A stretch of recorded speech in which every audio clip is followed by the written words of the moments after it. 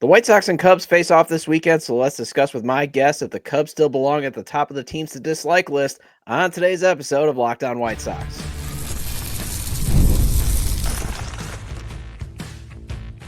You are Locked On White Sox, your daily Chicago White Sox podcast. Part of the Locked On Podcast Network, your team every day.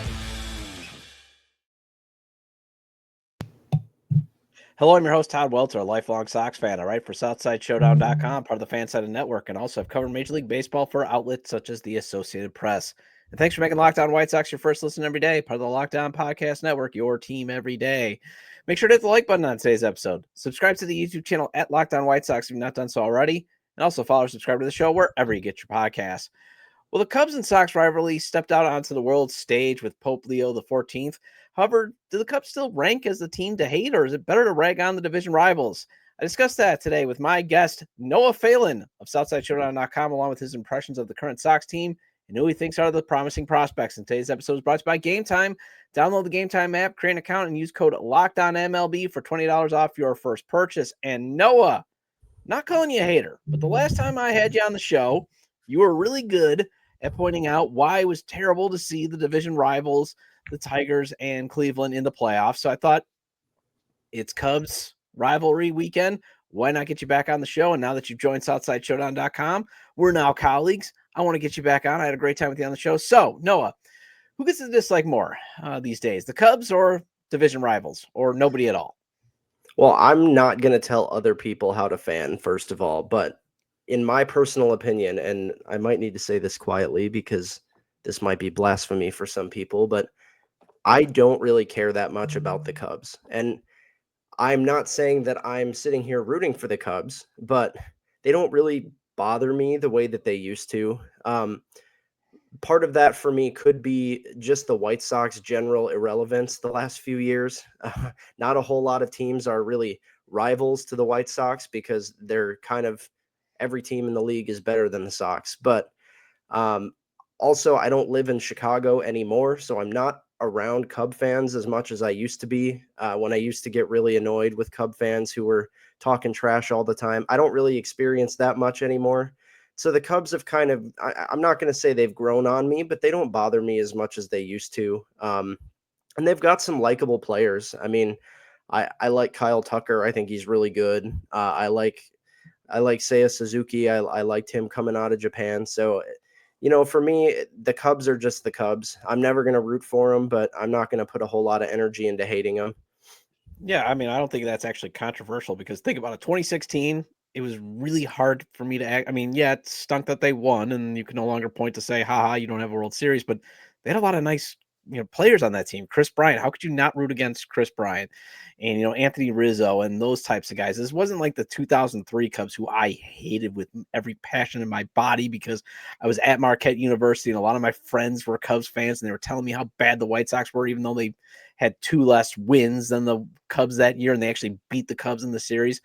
But it's just one of those things where it's like, yeah, you look at the Cubs and you almost actually sort of pity them. The only thing that sticks in my craw is they're comparing Tim Elko to Matt Mervis. And I just want to be like, don't tell me how to fan. I don't think this guy's going to be Matt Mervis. What do you think about that?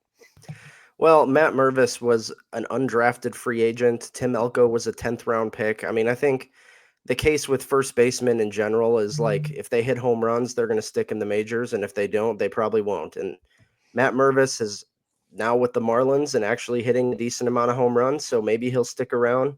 If Tim Elko continues to do what he did on Sunday, he'll stick around. But player-wise, I mean, one's left-handed, one's right-handed. I don't see too many similarities there other than position. I think Cub fans just, a lot of them like to just compare for no reason at all. Maybe it makes them feel better about themselves to be like, oh, we got you at this position. But yeah, most teams have the Sox at most positions right now, and hopefully that changes in the future. But that's how it is right now.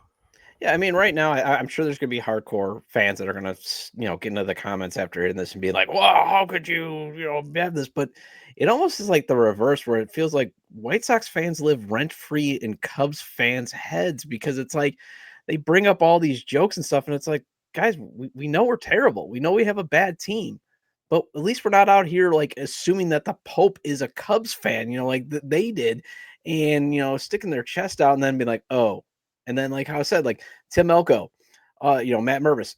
Well, okay, you couldn't be patient with Matt Mervis because you were actually sort of trying to compete where the White Sox, they're not contending for 2027, but it's just until 2027. So it just does feel like Cubs fans allow White Sox fans to live in their heads rent free. I don't know.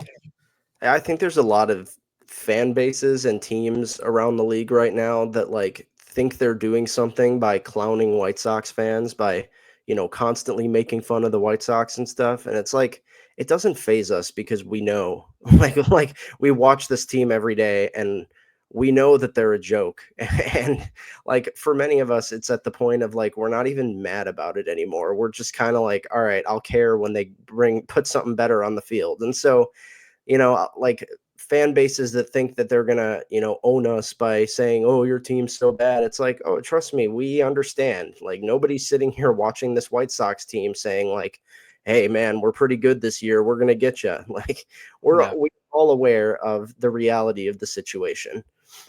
I think the only though fan base that where it's still kind of they are trying to like stick in our craw and it's like okay is the Minnesota Twins fans. I think those are the ones that are still annoying because you do still see sometimes on social media world like oh they're still living off their 2005 World Series championship and it's like dude you guys won a World Series in 1991. Come on, like you had Mauer and you could not win a World Series without him. You couldn't even win many playoff games with them. I think that's the division fan base that just still is like I still would love to still beat the Twins sometimes if even though it doesn't happen if ever because again they're still going around like trying to say oh you're living off 2005. Well, okay, you're living off 1991 and Frank Viola.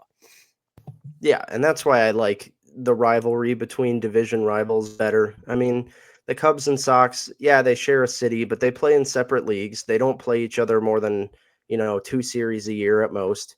The division teams, we see them 13, 15 games a year.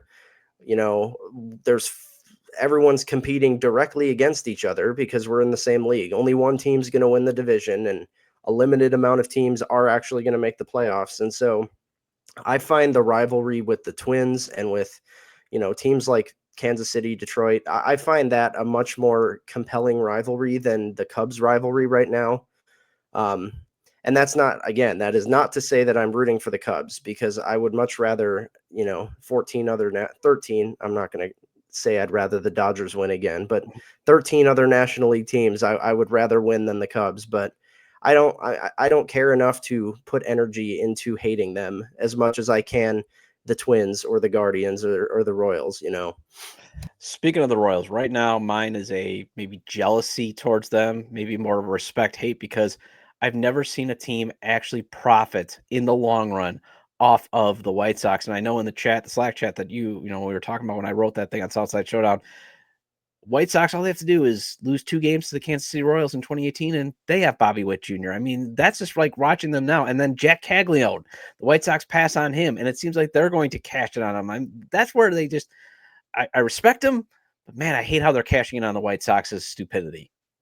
You know what? Every single GM and every single team has their what if moments. They have, man, if we had just lost 2 more games and gotten that pick, or, man, if we had not taken Jared Mitchell and we'd taken Mike Trout, like, everything would be different. But the reality with the Royals is they've been in a similar position to the White Sox, except last year the Royals went to the playoffs. But prior to that, they were kind of in a similar position to the White Sox. And that's why you had, Kansas City picking second when we were picking third. And you've had Kansas City picking 1 pick before us last year or 1 pick after us last year because they're kind of in a similar position. And so you get more direct comparison with who they're taking versus who we're taking. So you can easily compare Bobby Witt Jr., who went second overall, to Andrew Vaughn, who went third overall. And then, I believe in Hagen Smith. I think he's going to be really good. But Sox fans were surprised when they took a pitcher in the first round last year because I think everybody kind of thought that position player, hitter power especially, was the biggest need for the team. And, with a guy like Caglianone on the board who, say what you want about defensive value, the guy was mashing the baseball and he's continued to do that. I think a lot of Sox fans kind of would have preferred that pick just for, what the organization needed. And the fact that he went to Kansas City is just another thing that we can sit here and say, yep, Kansas City did this and we could have. Yeah, I mean, I'm not saying that picking Hagen Smith was a bad pick. I think that will probably, be net neutral, where, the what if could have, turned out to be, a guy that's now going to be a boogeyman, where Andrew Vaughn's is going to be nothing but replacement level. But let's transition to actual White Sox business, and let's get Noah's take on the current state of the White Sox after the break.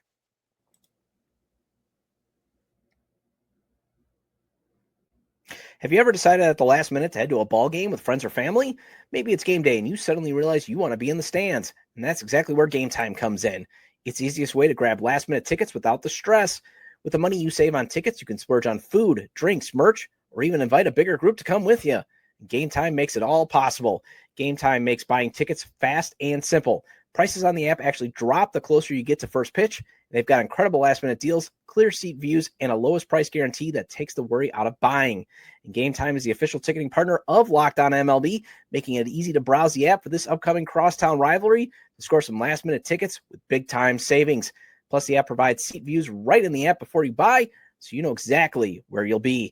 Take the guesswork out of buying tickets with Gametime. Download the Gametime app, create an account, and use code LOCKEDONMLB for $20 off your first purchase. Terms apply. Again, create an account and redeem code LOCKEDONMLB for $20 off. Download the Gametime app today. Last minute tickets, lowest price guaranteed.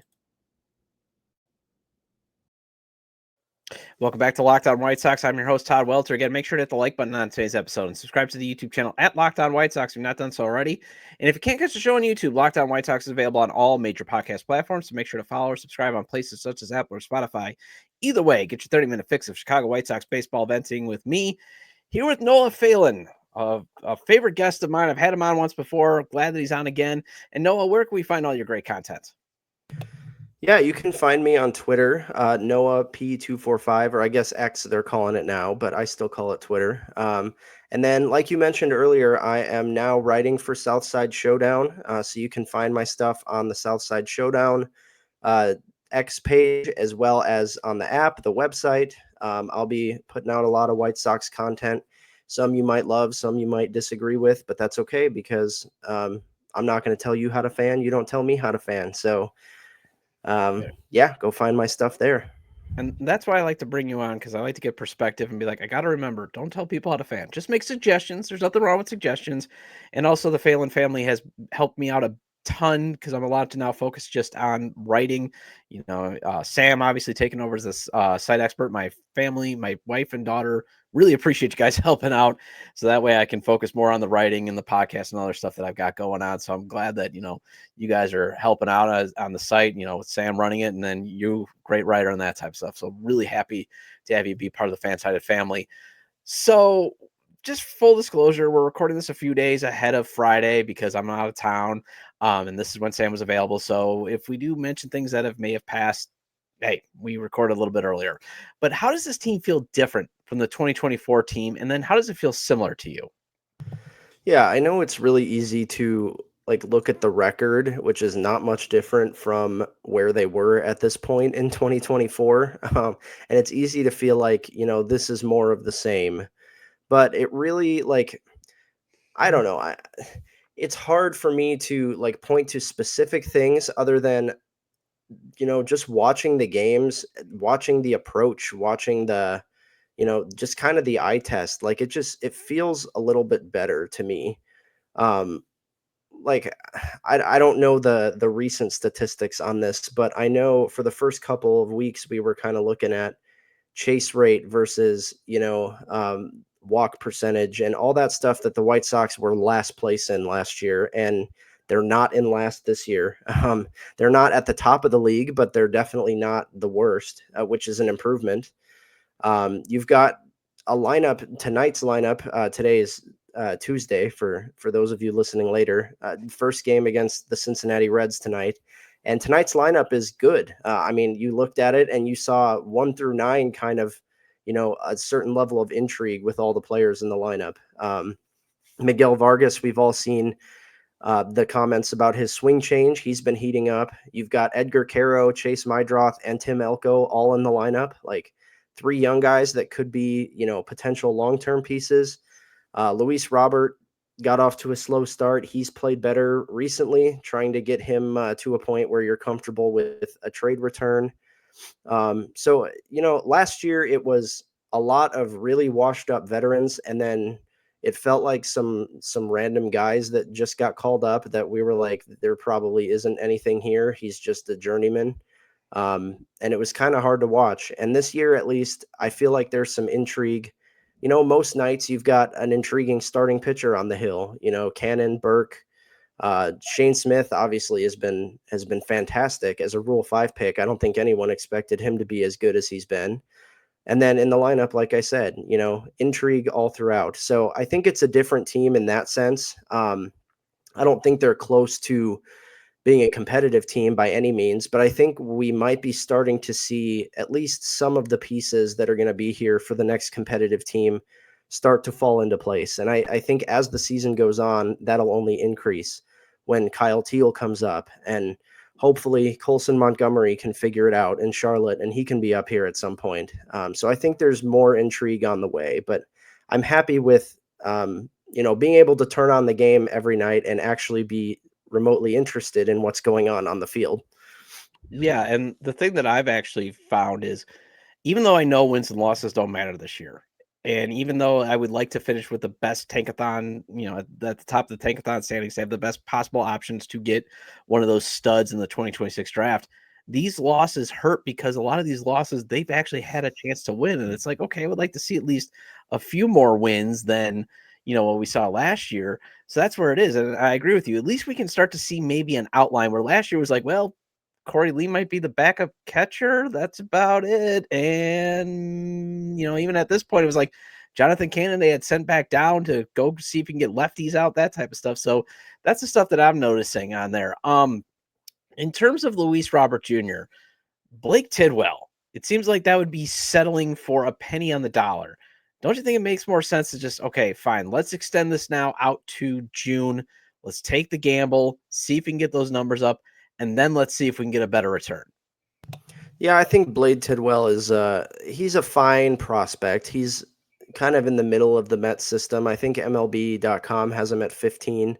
And if he's going to be in the trade, that's fine. He's 23 years old. He's already made his major league debut, actually. He made a start during a doubleheader earlier this month for the Mets. So you have to think he's close. And I think the White Sox have had enough injuries to, those kind of guys, your Mason Adams, Kai Bush, Drew Thorpe, those kind of guys are all hurt. And so they could really use some depth at the starting pitcher position for this season. And, maybe he turns into a solid rotation guy. I think there are a lot of questions, though, when it comes to Tidwell. He doesn't throw enough strikes right now. He doesn't really seem to trust his stuff. He kind of tries to dance around the strike zone because his fastball is not overpowering. And I think he needs to locate it better if he's going to end up long-term in the rotation. I think there's a decent chance he ends up as a reliever. But the reality is he's not a headliner for a Luis Robert trade. So he can be in the trade, that's fine. But if he is the highest rated prospect coming back in that trade, I think it'll be a big question mark for Chris Getz on why he decided to make that move.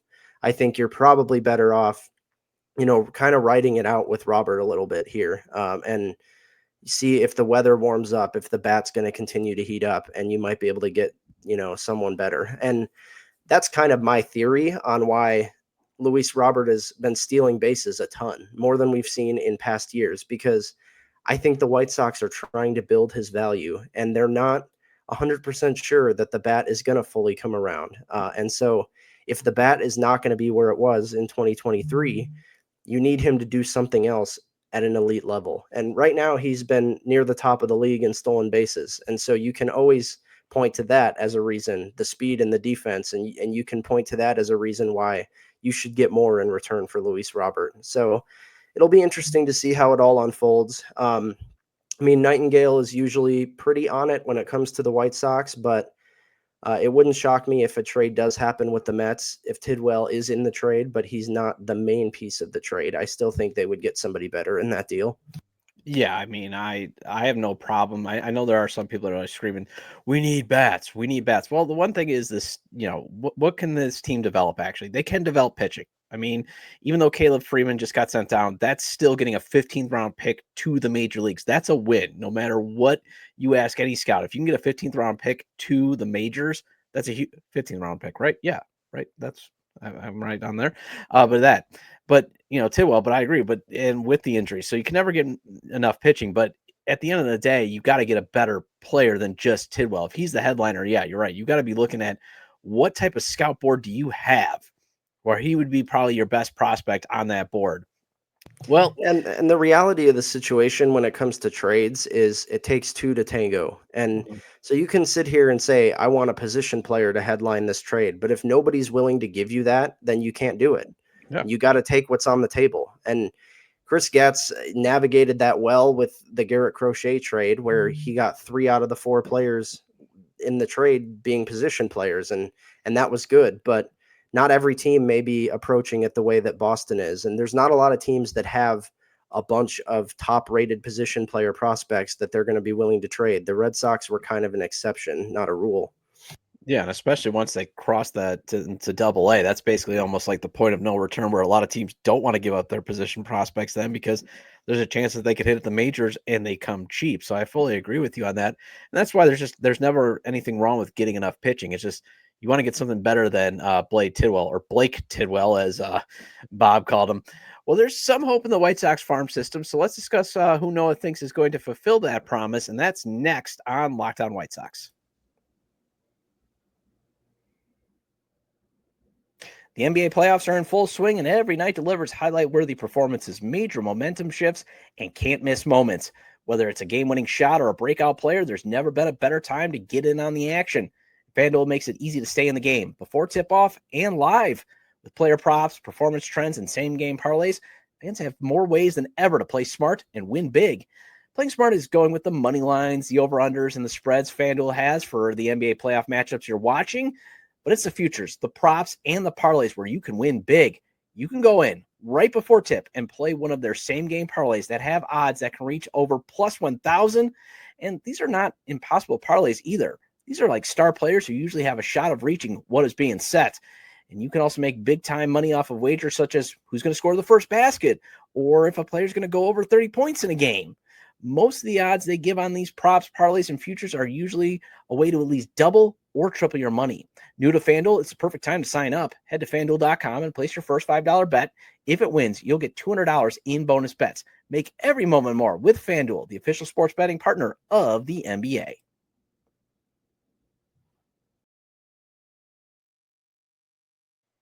And welcome back to Locked On White Sox. I'm your host, Todd Welter. Again, shout out to all the everydayers. I appreciate your loyalty. Please hit the like button on today's episode.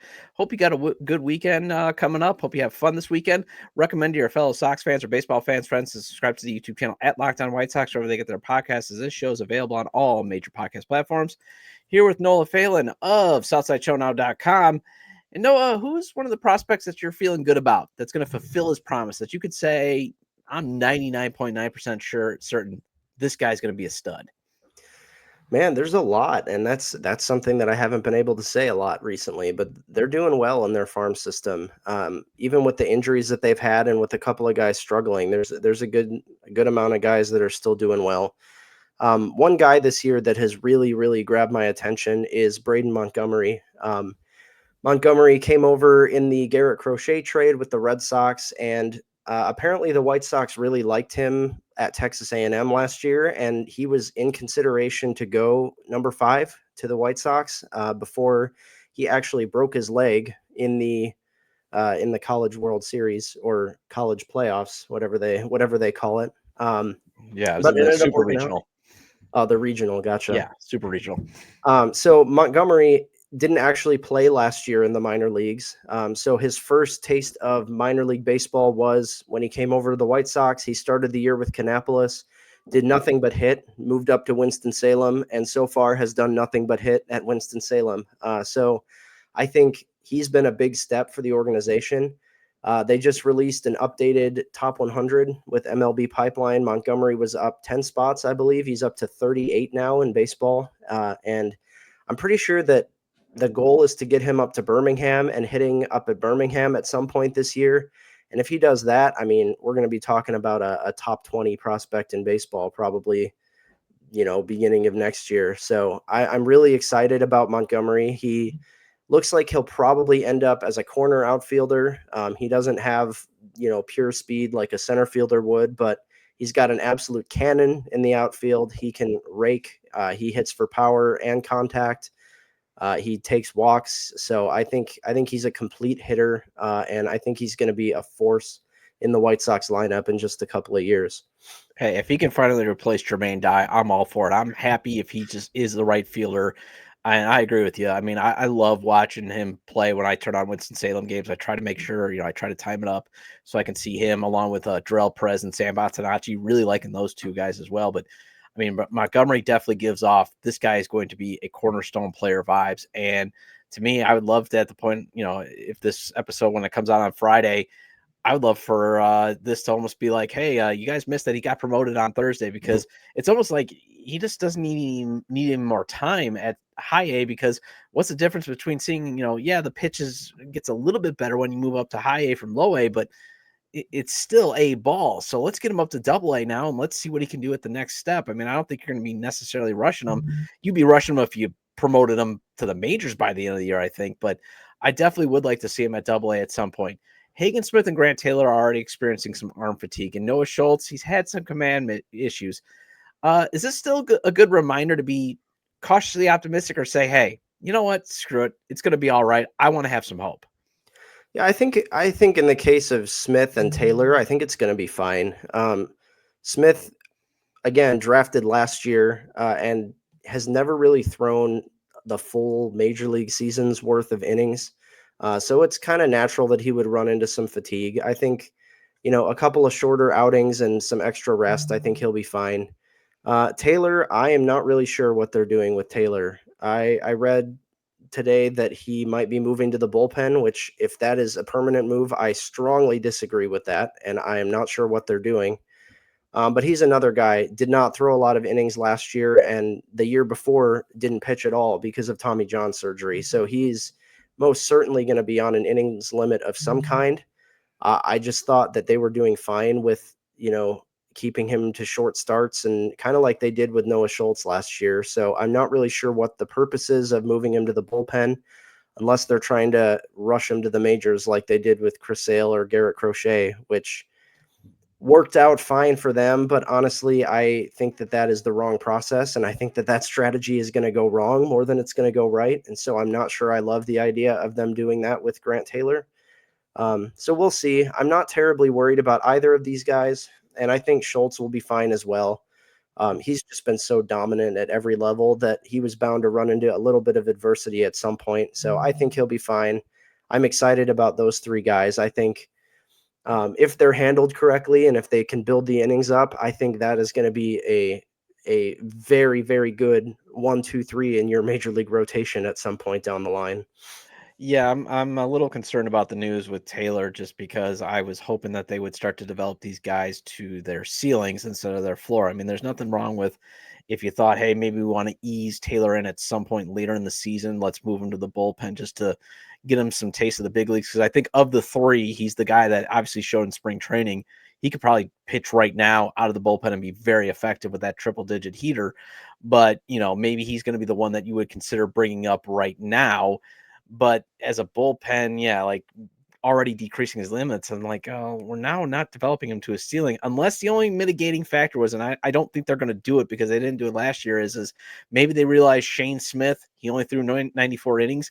Maybe do you put him on an inning count like you did with Crochet, and do you pair him up then with, say, Taylor if you brought him up later in July? But I don't think they're going to do that. Obviously, they didn't do that with Garrett Crochet. They didn't pair him up with like Jairo Iriarte, which they should have done. Yeah, I'm really interested to see what the plan is. You bring up a good point with Smith. He's been so dominant, and he's almost halfway to his career high in innings already, and it's only May. So we'll have to see how his arm holds up down the stretch. And plus, this is pretty much his first time as a starting pitcher. I mean, he started 16 games last year for Milwaukee's AAA team, but other than that, almost all of his experience in the minor leagues has been out of the bullpen. So this is really new for him. And you can kind of see it, towards the end of his starts, he hits the 75, 80 pitch mark and he starts to lose his control and the velocity drops a little bit. So you can kind of see the newness of starting still. So my hope is that they can increase that innings limit, that they can get him up to, 130, 140 innings this year. And get him used to stretching out as a starter. And then maybe next year, it's more of a full 180 to 200 inning workload for him. I think that would be ideal. But we'll see how they handle that. There's definitely a chance that he kind of fizzles out down the stretch as he gets more and more innings on his arm. And you may see some of these guys.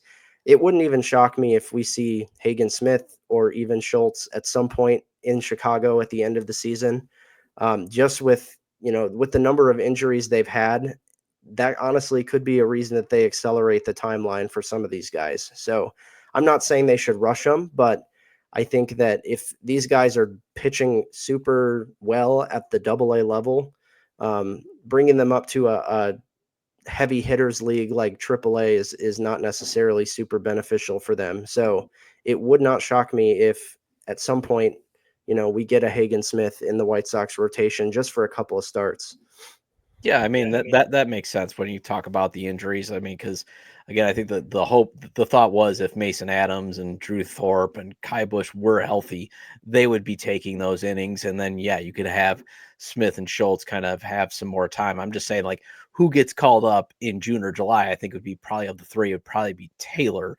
But pair him up with, say, Smith, because I agree with you. I mean, you're already starting to see some where Smith does kind of tire out. So with that type of stuff. But anyways, that wraps up this edition of Locked On White Sox. Thank you for making Locked On White Sox your first listen today. For your second listen, check out the all-new Locked On MLB Game Night. Excuse me 1 second.